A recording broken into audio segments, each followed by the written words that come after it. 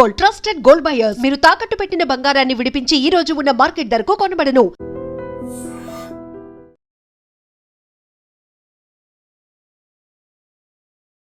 నమస్తే, welcome to iDream talking point with కవిత.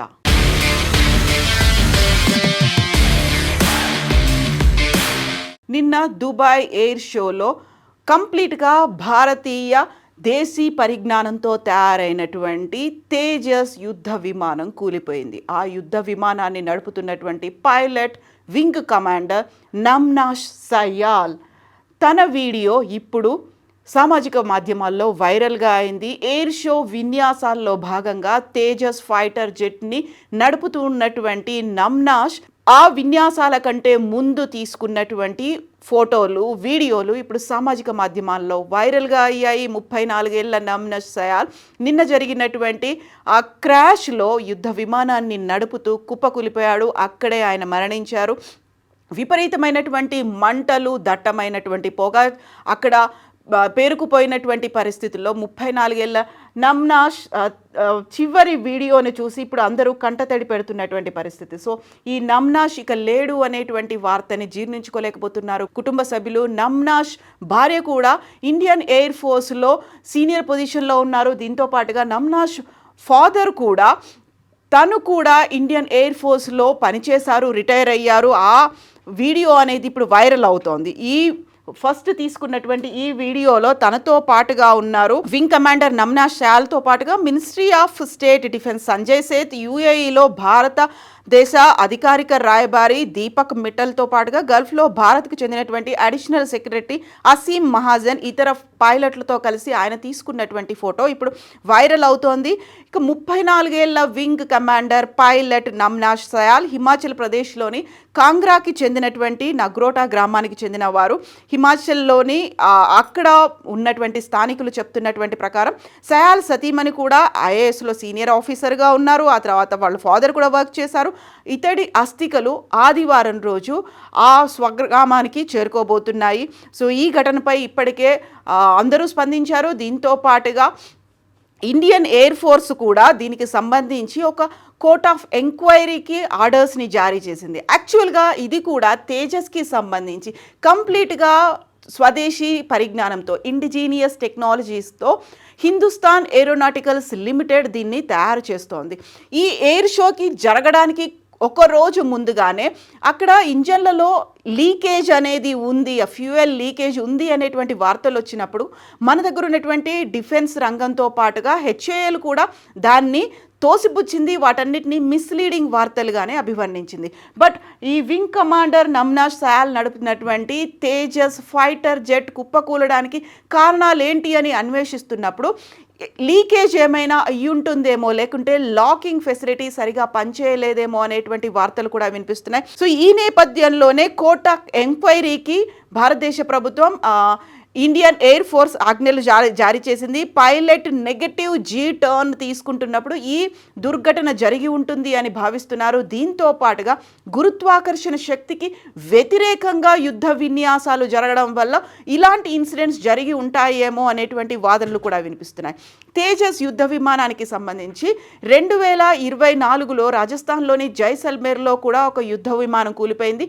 ఆ తర్వాత ఈ రెండవ తేజస్ యుద్ధ విమానం కూలిపోవడం అనేది దుబాయ్లో ఈ సంఘటన జరిగింది. నిన్న మధ్యాహ్నం 3:30 నుంచి 4 గంటలు, అంటే భారతదేశ కాలమాన ప్రకారం 3:30 నుంచి 4 గంటల వరకు ఈ ప్రమాదం జరిగినట్టుగా ఐడెంటిఫై చేస్తున్నారు. పైలట్కు విపత్కరమైనటువంటి పరిస్థితులు ఎదురైనప్పుడు నెగటివ్ జీ టర్న్ అనేది తీసుకుంటారు. ఆ నేపథ్యంలోనే ఈ ప్రమాదం జరిగి ఉంటుందేమో అనేది కోర్ట్ ఆఫ్ ఎంక్వైరీకి ఆర్డర్స్ జారీ చేశారు. అల్ మక్ టౌన్ ఇంటర్నేషనల్ ఎయిర్పోర్ట్లో ఈ ప్రమాదం అనేది నిన్న దుబాయ్లో జరిగింది. ఈ తేజస్కి సంబంధించి 2024 మార్చి 12న తేజస్ ఒక ఫైటర్ జెట్ అనేది కూలిపోయింది. 20 నెలల్లోనే తేజస్ ఫైటర్ జెట్ కూలడం అనేది ఇది రెండవసారి. ఇక దుబాయ్ ఎయిర్ షో అనేది 2 ఏళ్లకోసారి నిర్వహిస్తూ ఉంటారు. 2023లో దీన్ని దుబాయ్లో నిర్వహించారు, నవంబర్ 13 నుంచి 17 వరకు. అయితే లాస్ట్ టైం 2023లో దుబాయ్లో ఇది నిర్వహించారు. యాక్చువల్గా ఈ తేజస్ యుద్ధ విమానంలో నమ్నాష్ మరణానికి సంబంధించినటువంటి డిఫరెంట్ వర్షన్స్ అనేది వినిపిస్తున్నటువంటి నేపథ్యంలో ఎయిర్ డిస్ప్లేలో యుద్ధ విన్యాసాల్లో పాల్గొన్నటువంటి ఎల్సిఏ యుద్ధ విమానం ప్రమాదానికి గురై ఈ దుర్ఘటన సంభవించిందా, లేకపోతే పైలట్కి సంబంధించి జీ లాక్ అనేటువంటి ఒక పరిస్థితి ఏర్పడుతుంది. Negative G lock, positive G lock అని అభివర్ణిస్తూ ఉంటారు. ఆ నేపథ్యంలోనే ఈ ఇన్సిడెంట్ ఏదైనా జరిగిందా అనే దాంట్లో కూడా ఇప్పుడు ఇండియన్ ఎయిర్ ఫోర్స్ దీనికి సంబంధించి ఎంక్వైరీ అనేది చేస్తోంది.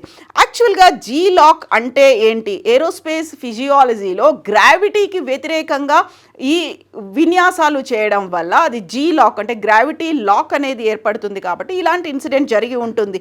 అధిక గురుత్వాకర్షణ శక్తి ఉండడం వల్ల స్పృహ కోల్పోవడాన్ని లాస్ ఆఫ్ కాన్షియస్నెస్ అంటారు. అదే జీ లాక్. గ్రావిటీతో లాస్ ఆఫ్ కాన్షియస్నెస్ ఏర్పడుతుంది, అందువల్లే ఇది జరిగి ఉంటుంది అని.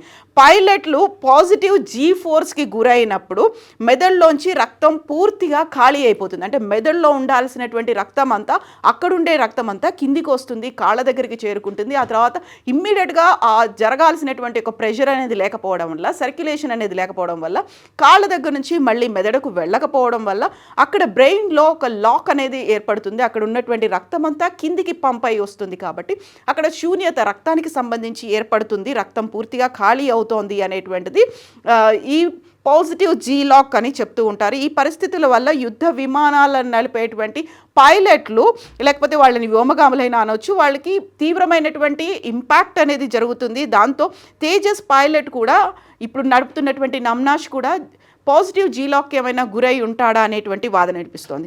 యాక్చువల్గా ఈ జీ లాక్, జీ ఫోర్సెస్ వల్ల పైలట్ల మీద విపరీతమైనటువంటి ప్రభావం పడుతుంది. పాజిటివ్ జీ ఫోర్స్ అనేది పెరుగుతున్న కొద్దీ రక్తం మెదడు నుంచి కాళ్ళ వైపు ప్రవహిస్తుంది. దీంతో టన్నెల్ విజన్ అనేది ఏర్పడుతుంది. కేవలం ఎదురుగా మాత్రమే వాళ్ళు చూడగలుగుతారు, సైడ్స్ అనేది చూడలేకపోవడం అనేది ఈ పాజిటివ్ జీ లాక్ వల్ల ఎదురవుతుంది. సో సడన్గా జరిగేటువంటి కుదుపులు కావచ్చు, పైనుంచి విన్యాసాలు చేస్తూ కిందికి దిగుతున్నప్పుడు జరిగేటువంటి ఈ పరిస్థితుల వల్ల నమ్నాష్ దానికి ఏమైనా గురయ్యాడా అనేటువంటి వాదన కూడా వినిపిస్తోంది. సో దీంతో టన్నెల్ విజన్, కేవలం ఎదురుగా కనిపించే చూడడం, ఆ తర్వాత కలర్ విజన్ అనేది చుట్టుపక్కల ఉన్న వాటిని గుర్తుపట్టలేకపోవడం, దీనివల్ల క్రమంగా చూపు అనేది కూడా కోల్పోతుంది. ఇవన్నీ కూడా ఫ్రాక్షన్ ఆఫ్ సెకండ్స్లోనే జరుగుతాయి. చివరికి ఆ చూపు కోల్పోయిన తర్వాత, టన్నెల్ విజన్ అనేది ఏర్పడ్డ తర్వాత స్పృహ కోల్పోతారు. ఆ సమయంలోనే యుద్ధ విమానాలు సడన్గా కిందికి దిగుతూ ఉంటాయి, ఆ ఫోర్స్తో దిగుతూ ఉంటాయి. కాబట్టి స్పృహ కోల్పోవడం వల్ల, దాన్ని ప్రాపర్గా హ్యాండిల్ చేయలేకపోవడం వల్ల, బటన్స్ని ప్రెస్ చేయకపోవడం వల్ల ఈ దుర్ఘటన జరిగి ఉంటుందేమో అనేటువంటి వాదన కూడా వినిపిస్తోంది. ఒకవేళ స్పృహ కనుక కోల్పోయి ఉంటే సరైన సమయంలో రెస్పాండ్ అవ్వకపోవడం వల్ల యుద్ధ విమానం అవుట్ ఆఫ్ కంట్రోల్ అవుతుంది. కాబట్టి అది కూలిపోయే ప్రమాదం ఉంది అనేది వినిపిస్తోంది. ఇక నెగటివ్ జీ ఫోర్స్ అనేది కనుక జరిగితే మెదడులోకి ఈ రక్తం అనేది విపరీతంగా పంప్ అవుతుంది, ఎక్కువగా రక్తం మెదడులోకి చేరుకుంటుంది. దీనివల్ల దృష్టిలో కంప్లీట్గా ఎక్కడ చూసినా ఎరుపుదనమే కనిపిస్తుంది. ఎదురుగా ఏది కనిపించినా అది ఎర్రగా కనిపిస్తోంది. దీంతో కళ్ళలో వాపు వస్తుంది, కళ్ళ మంటలు ఉంటాయి. దాంతో రక్త నాళాలు కూడా చిట్లిపోయి ఆ నెగటివ్ జీ లాక్ అనేది ఏర్పడుతుంది. ఇలాంటి పరిస్థితుల్లో ఇమ్మీడియట్గా, అంటే మ్యాక్సిమం 10 నుంచి 15 సెకండ్స్ లోపనే పైలట్ రెస్పాండ్ అవ్వాల్సినటువంటి అవసరం ఉంది. ఆ టైంలో అయోమయ స్థితి అనేది ఉంటుంది, కంప్లీట్గా గందరగోళం ఏర్పడుతుంది, రక్తనాళాలు చిట్లిపోయి ఉంటాయి. కాబట్టి ఇమ్మీడియట్గా రెస్పాండ్ అవ్వాలి. ఒకవేళ రెస్పాండ్ అవ్వకపోయి ఉంటే ఇది ప్రాణాంతకంగా మారుతుంది, జీ లాక్ అనేది ఏర్పడుతుంది. అప్పుడు యుద్ధ విమానం కూలిపోయే పరిస్థితి ఏర్పడుతుంది. ఒకవేళ ఇలాంటి ఇష్యూస్ ఏదైనా జరిగి ఉంటాయి, నెగటివ్ జీ లాక్ కావచ్చు, పాజిటివ్ జీ లాక్ కావచ్చు, ఇలాంటివి ఏమైనా ఏర్పడి ఉంటే కూర్చున్నటువంటి ఫైటర్ జెట్ సీటుకి అతుక్కుపోయి కూర్చోవడం, లేకపోతే నిట్ట నిలువుగా తిరుగుతుంది కాబట్టి సీట్ నుంచి బయటికి లాగేసినట్టుగా అవడం, అది పాజిటివ్తో కావచ్చు, నెగటివ్తో కావచ్చు, ఇలాంటి ఇన్సిడెంట్ అనేవి జరుగుతుంది. కాబట్టి అదేమైనా జరిగి ఉంటుందా అనేటువంటి వాదన కూడా ఇప్పుడు వినిపిస్తోంది. సో ఈ positive G lock, negative G లాక్తో ఏదైనా జరిగి ఉంటుందా అనే దాంతో పాటుగా అక్కడ ఇంజన్లో కనుక ఫెయిల్యూర్ ఏమైనా జరిగిందా, ఇంతకుముందు వచ్చినటువంటి న్యూస్ని బేస్ చేసుకొని అక్కడ లీకేజ్ ఏమైనా అయిందా అనే దానికి సంబంధించి కూడా ఇప్పుడు దీని మీద ఒక కోర్ట్ ఆఫ్ ఎంక్వైరీ అనేది అయితే జరగబోతోంది. సో పైలట్ తీసుకున్నటువంటి చివరి వీడియో అండ్ ఫొటోస్ అయితే దీనికి సంబంధించి ఇప్పుడు వైరల్గా సర్క్యులేట్ అవుతున్నాయి.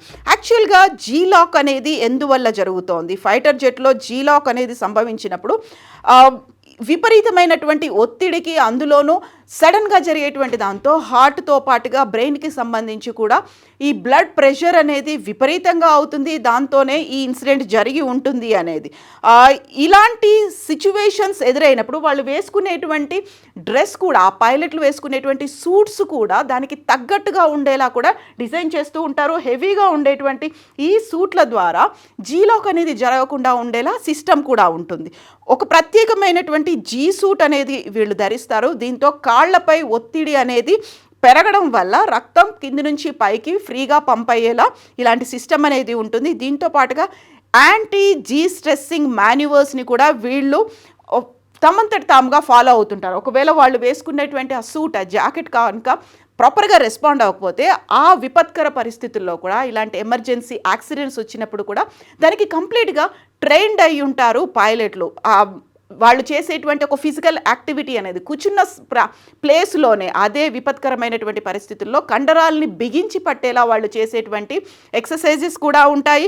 ప్రత్యేకమైనటువంటి శ్వాస పద్ధతులు అనేవి ఉంటాయి. దీని ద్వారా ఒకవేళ ఈ సూట్ ఫెయిల్ అయినప్పటికీ కూడా వాళ్ళు మాన్యువల్గా చేసుకునేలా దానికి కావాల్సినటువంటి ఎక్సర్సైజెస్ అనేది ఉంటాయి. దీనికి సంబంధించి పైలట్లకు అత్యధిక జీ ఫోర్స్ని తట్టుకోవడానికి సెంట్రిఫ్యూజ్లు అనేవి ఉంటాయి. ఇలాంటి సిస్టమ్స్లని వాళ్ళు ప్రాక్టికల్గా డెవలప్ చేసి దాంతో వాళ్ళకి ఆ స్ట్రెస్ని, అప్పుడు జరిగేటువంటి విపత్కర డ్యామేజ్లని, యాక్సిడెంట్లని తట్టుకునేలా ఒక ట్రైనింగ్ అనేది కూడా ఏర్పాటు చేస్తూ ఉంటారు. ఇక మనం ఓవరాల్గా తేజస్కి సంబంధించి చూస్తే ఇది హిందుస్థాన్ ఏరోనాటికల్స్ లిమిటెడ్ తయారు చేసింది. ఫస్ట్ దీన్ని డిఫెన్స్ మినిస్ట్రీలోకి తీసుకున్నారు. ఎట్ ద సేమ్ టైం ఇప్పుడు ఈ ప్రమాదానికి గురైనటువంటి ఈ తేజస్ ఫైటర్ జెట్ 2016 నుంచి తమిళనాడులో ఉన్నటువంటి అక్కడ ఎయిర్ బేస్ దగ్గర ఉంది. 2016 నుంచి అక్కడ వర్క్ చేస్తోంది, సర్వీస్లో ఉన్నటువంటిది. ఇది 2021లో డిఫెన్స్ మినిస్ట్రీ దీన్ని 83 కూలిపోయినటువంటి MK-1A తేజస్ యుద్ధ విమానాలని 48,000 కోట్లకి కొనుక్కుంది. HAL వాటిని తయారు చేసింది. ఒక్కొక్క యుద్ధ విమానం ఖరీదు, ఈ తేజస్ యుద్ధ విమానం ఖరీదు 578 కోట్ల రూపాయలు అవుతుంది. సో దీంతోనే మనకి అది ఎకనామికల్గా బాగా వర్కౌట్ అవుతుంది. At the same time indigenous technology ఉంది. HALకి కూడా ఎంకరేజ్మెంట్ ఉంటుంది, లేకుంటే HALని దాని నుంచి మనం కొనుక్కోవచ్చు అనే దాంతో ఈ యుద్ధ విమానాలకి సంబంధించి తయారీని భారతదేశ ప్రభుత్వం, రక్షణ శాఖ కూడా ప్రోత్సహిస్తోంది.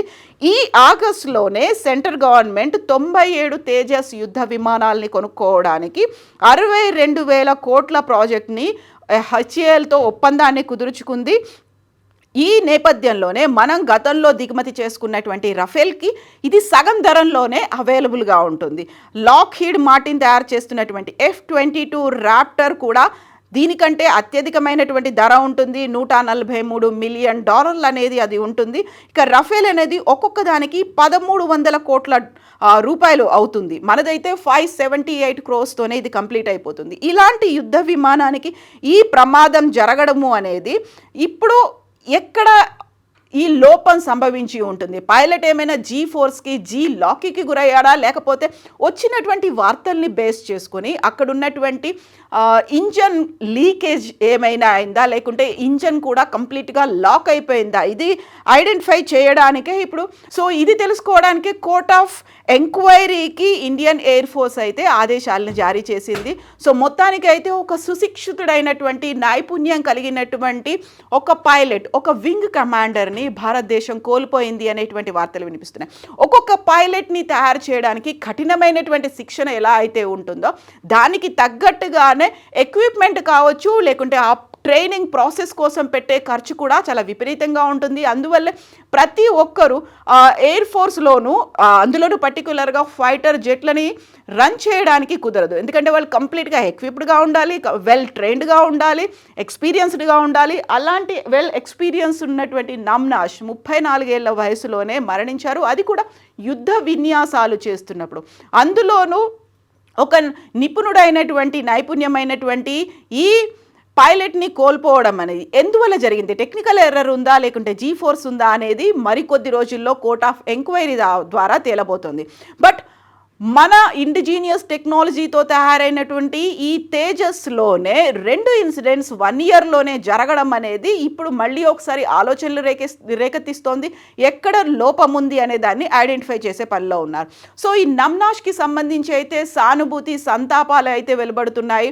ఏం జరిగి ఉంటుందని మీరు భావిస్తున్నారో కామెంట్స్ రూపంలో తెలియజేయండి. And for more videos, Please subscribe to iDream. Please subscribe to iDream. Please subscribe iDream. And please subscribe to iDream. For more videos, subscribe to iDream. please like, share and subscribe to the channel. Congratulations, iDream. Subscribe to iDream. Subscribe to iDream. So subscribe to iDream Media. iDream की iDream team अंदर की huge congratulations. Please subscribe iDream Media. Please subscribe to iDream. Subscribe iDream. Please subscribe to iDream. iDream అంటే నా కళల ఛానల్ను subscribe చేసుకున్న నోరు తిరుగుతలేదు. మీరైతే గంట గుర్తు కొట్టండి. For more such videos, please subscribe to iDream.